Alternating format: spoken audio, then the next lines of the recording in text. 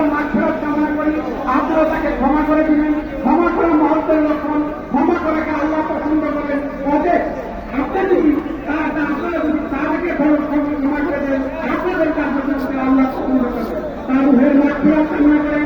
আপনাদের কাছে তার পরিবারের পক্ষ থেকে ক্ষমা প্রার্থনা করে, তার জন্য ক্ষমা প্রার্থনা করে, দোয়া কামনা করে আমি আমার কথা ত্যাগ করছি। ধন্যবাদ দেব। আসসালামু আলাইকুম।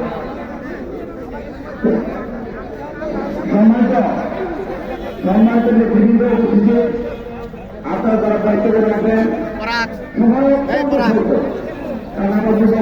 এখানে মিনিমাম 100 দিতে হয়। আমাদের দুঃখিত এখন এ পর্যায়ে ধনবাড়ি, যেহেতু আমাদের নেতা মোড়ে ধনবাড়ি আপনি ছিলেন, ধনবাড়ির উপজেলা বিএনপির পক্ষে এখন বক্তব্য আলোচনা আহ্বান জানাচ্ছি আমাদের মরুম সরকার শহীদের বন্ধু এবং ধনবাড়ি বিএনপির সাবেক সিনিয়র যুব সভার সম্পাদক